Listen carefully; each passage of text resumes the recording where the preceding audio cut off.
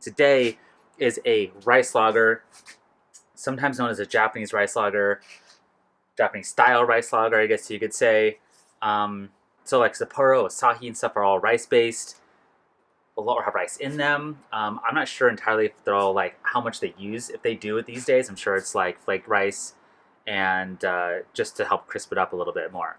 That is the idea of adding rice to a beer, not necessarily to get the flavor of the rice into it. And anyone I've heard of who's brewed with rice has said that they've just got a crisper beer.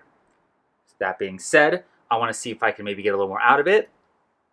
I saw online a couple of recipes that were 5 pounds two-row, 4 pounds jasmine rice, or 4 pounds regular sushi rice, or just whatever white rice. I went to the store and I was like, I'm going to go buy some rice. And I saw they had wild rice and I just couldn't help myself. The color on it was cool. I don't think there'll be much of a difference. It just looks like it might darken it a little bit because wild rice is like a dark brownish black. I doubt it'll add any color to it. But I just wanted to see. I'm going to be adding 15% rice. Now that I've thought about it after I got the rice, I kind of wish I went to 20% or higher just to really drive it home. I talked to a pro brewer, and he said that he uses 12% for his and said it was just a nice lager and when he's done it in the past. You got to cook the rice ahead of time like you would normally for your dish. Add it to the mash and let it do its thing in the mash. Let it convert as best it can. I've heard it can bump up some efficiency. So that's the plan on paper. Paper's so flammable though. I don't know what hops I'm going to add yet. Something around 25 IBU range. And ferment it with whatever it used to have lying around and call it a lager. Will it be technically a lager that's lagered? No. But if it tastes pretty good and it enters into a category where a judge doesn't know how it's made, called a lager, then it's a lager. I'm going to submit some beers to the Homebrew Con. This might be one of them. Let's get going.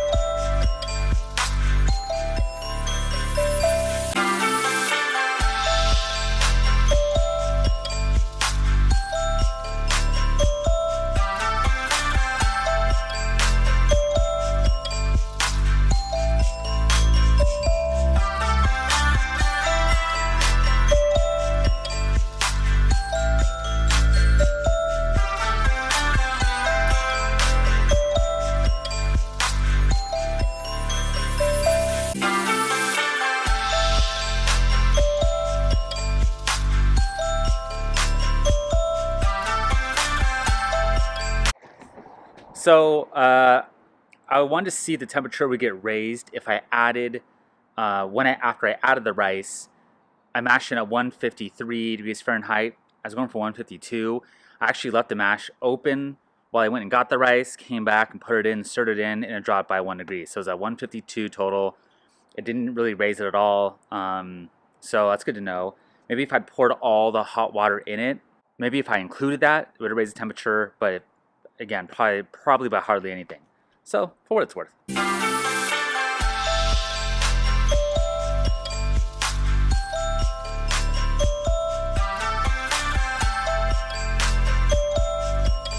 Just got the boil started. Let's see the gravity reading. Before I look at this, I will say that I was a little concerned in hindsight thinking about the rice I used. I think I should have used white rice or sushi rice. That rice did not feel very sticky at all. I don't know how it breaks down. I just like the color of it. That's why I chose it. Let's see what the gravity is. My pre-boil target was 1044. 1046. So there you go. Maybe bumped it up a little bit. Maybe I just got good efficiency. Now, granted, it's not bumped up by that much. But hey, that's something, right? I'm going to add the hops, finish the boil, and close puppy down and fish the yeast.